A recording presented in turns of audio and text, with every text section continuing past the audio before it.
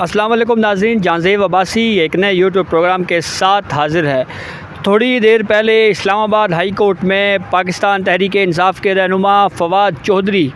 जिन्होंने ज़मानत की दरख्वास्त के लिए इस्लामाबाद हाई कोर्ट से रुजू किया हुआ था, आज उनकी ज़मानत के ऊपर दरख्वास्त थी जस्टिस मियां गुल हसन औरंगज़ेब की कोर्ट में। इस केस के ऊपर समाअत हुई। इस्लामाबाद हाई कोर्ट ने फवाद चौधरी को ज़मानत पर रिहा किया, 2 दिन तक बेल दी और फिर उसके बाद इस्लामाबाद हाई कोर्ट ने यह भी करार दिया कि 2 दिन में और किसी भी केस में अगर फवाद चौधरी की गिरफ़्तारी दरकार हो तो उससे पहले उनको अपील का हक़ दिया जाए, यानी उनको कोर्ट से रुजू करने की कम से कम हक़ दिया जाना चाहिए। उनकी ज़मानत होती है, मीडिया टॉक करते हैं इस्लामाबाद हाई कोर्ट में और फिर इस्लामाबाद हाई कोर्ट की पार्किंग से होते हुए जो मरकज़ी गेट है इस्लामाबाद हाई कोर्ट का, वहाँ पे आते हैं, अपनी गाड़ी में बैठते हैं और गाड़ी के बैठने के बाद जैसे ही गाड़ी रवाना होती है, फवाद चौधरी की नज़र पुलिस एहलकारों पर पड़ती है और फिर पुलिस एहलकार भी फवाद चौधरी की गिरफ़्तारी के लिए लपकने की जैसे ही कोशिश करते हैं, फवाद चौधरी फ़ौरी तौर के ऊपर अपनी गाड़ी का दरवाज़ा खोल के भागते हुए दोबारा इस्लामाबाद हाई कोर्ट की हदूद में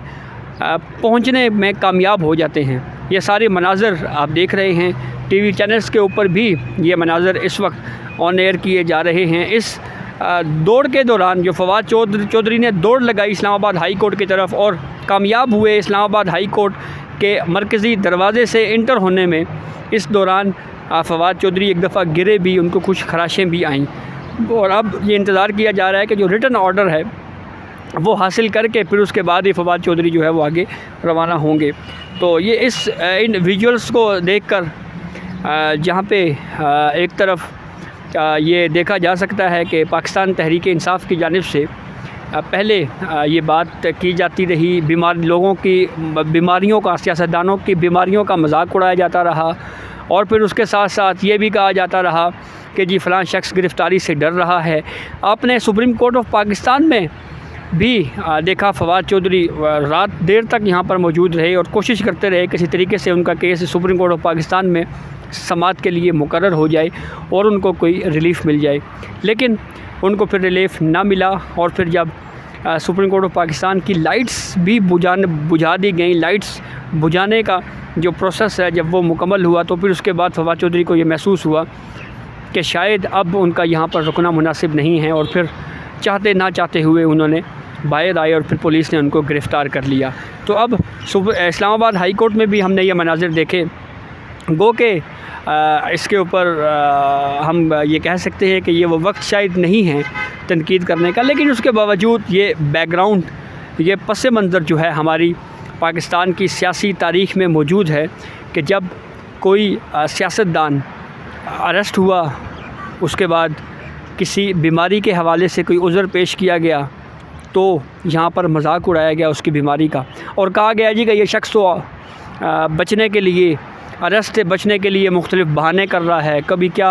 किस तरह के फ़िक्रे कसे गए, कभी किस तरह के फ़िक्रे कसे गए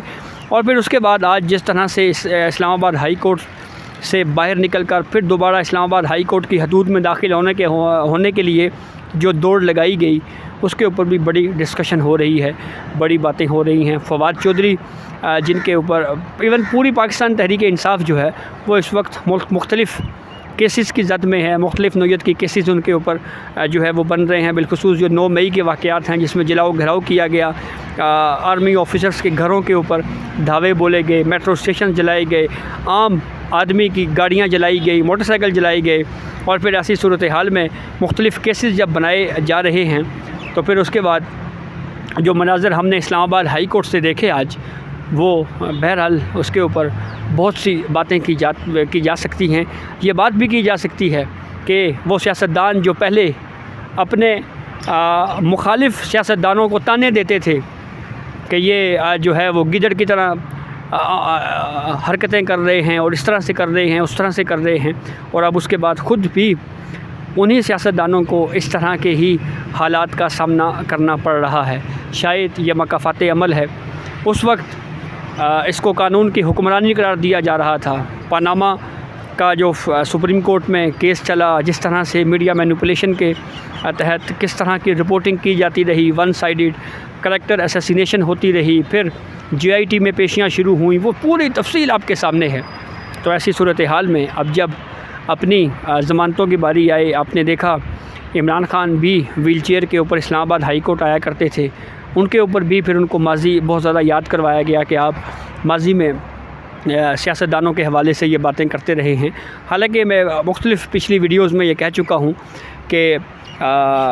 कलसूम नवाज़ जब हॉस्पिटल्स में थी तो उस वक्त भी पाकिस्तान तहरीक इंसाफ की जानिब से बहुत ज़्यादा तनकीद की गई और कहा गया जी कि ये हक़ाइक़ छुपाए जा रहे हैं और कलसूम नवाज़ साहिबा जो हैं वो असल में बीमार नहीं है। लेकिन फिर जब उनकी उसी हॉस्पिटल में मौत हुई और जब उनकी डेड बॉडी उस हॉस्पिटल से बाहर आई, तब लोगों ने यकीन किया कि ये वाकई ही बीमार थी। ये इस पाकिस्तान की बहरहाल एक हिस्ट्री है, सियासी हिस्ट्री है। तो इसलिए ये जो है वो इस तरह के मनाज़र जो आप यहाँ पे भी देख रहे हैं, टीवी स्क्रीन्स के ऊपर भी चल रहे हैं, कोई बहुत ज़्यादा खुशगवार मनाज़र नहीं हैं। और जिस तरह से फवाद चौधरी ने जब गिरफ़्तारी से बचने के लिए दोबारा दौड़ लगाई इस्लामाबाद हाई कोर्ट में और फिर कोर्ट के अंदर दाखिल होने के लिए जिस तरह से वो दौड़े, वो मनाज़र आपने देखे,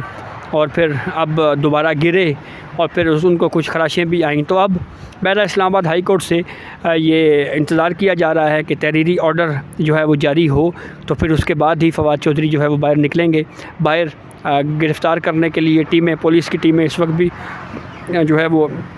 मौजूद थी जब फवाद चौधरी बेल हासिल करके बाहर निकले। तो अब ऐसी सूरत हाल में ये देखना है कि ये मामला किस तरफ जाता है और कौन कौन सी अहम जो रहनुमा गिरफ़्तार हुए हैं उनको जब वो हाई कोर्ट्स में ज़मानत के लिए जाते हैं तो किस किस को ज़मानत मिलती है और क्या क्या जो है वो नेक्स्ट चीज़ें आगे होने जा रही हैं। जो जलाओ घराव के ऊपर बात है, इस पे जो मेट्रो स्टेशंस का नुकसान पहुंचाया गया और आम शहरियों की गाड़ियों को, मोटरसाइकिल्स को नुकसान पहुंचाया गया, गाड़ियां तोड़ी गईं और फिर जलाओ घराव किया गया, ये तमाम तर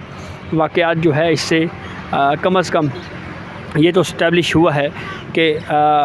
प्रोटेस्ट जो है वो पुरअमन होना चाहिए। और इस तरह के जलाओ घराव की सियासत जो है इसको पाकिस्तान जो कि एक मुआशी तौर के ऊपर आगे ही बदहाली का शिकार मुल्क है, उसमें इस तरह के इवेंट्स नहीं होने चाहिए। इससे न सिर्फ मुल्क मज़ीद नुकसान का शिकार होगा बल्कि उसके साथ साथ जो है वो